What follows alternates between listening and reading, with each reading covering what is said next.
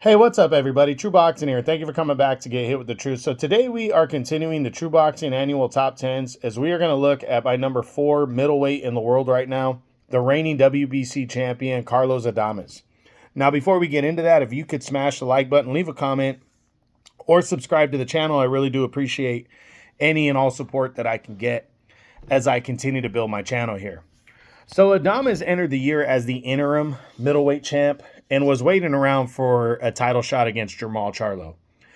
It wasn't really looking likely. The WBC wasn't ordering the fight to take place.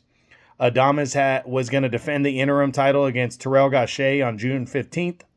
And then, boom, just like that in May, Jermall Charlo would get arrested on a domestic dispute. And the WBC decided after almost 4 years, after almost 3 years of not even competing in the division or defending his title, that they would strip Charlo of the belt and they would upgrade Adames to full champion. Adames came in the heavy favorite against Gausha and did not look great. He had to work really hard, and a lot of people still thought Gausha won the fight.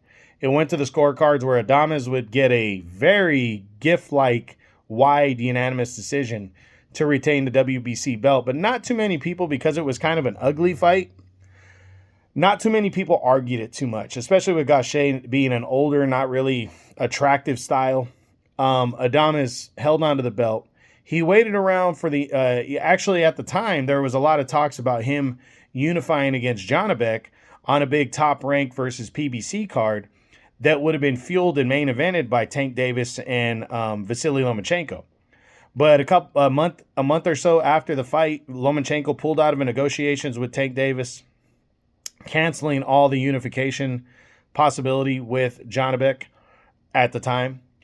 And, we were heading towards the end of the year, and Adames wasn't going to end up fighting, but most people were expecting to see him back on a big PBC card early in the year. But then Hamza Shiraz, who was number one contender to Adames and was number one contender to Janibek in the WBO, he passed on the Janibek mandatory fight and decided to take his WBC mandatory.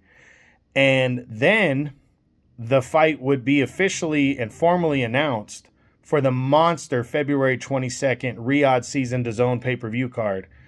So Carlos Adames will make a mandatory defense of his title against the undefeated Hamza Shiraz in what I believe is the best fight card ever put together, top to bottom. It's a huge fight for the WBC middleweight title. This is the biggest fight, hands down, of Carlos Adames' career.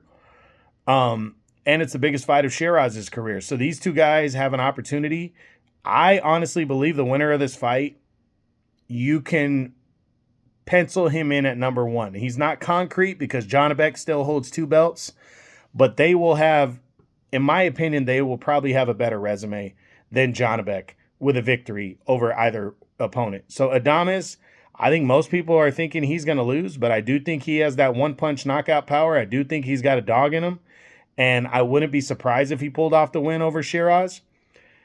A loss, we'll see how he handles that. So all is riding on this monster fight that he has February 22nd on Riyadh Season. He's 30 years old.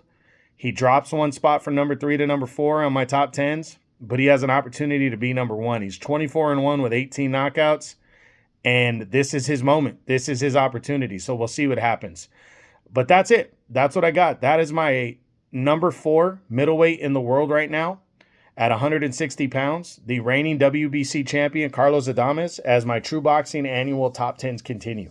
I hope you enjoyed the video. If you did, smash the like button, leave a comment, or subscribe to the channel. I appreciate any and all support.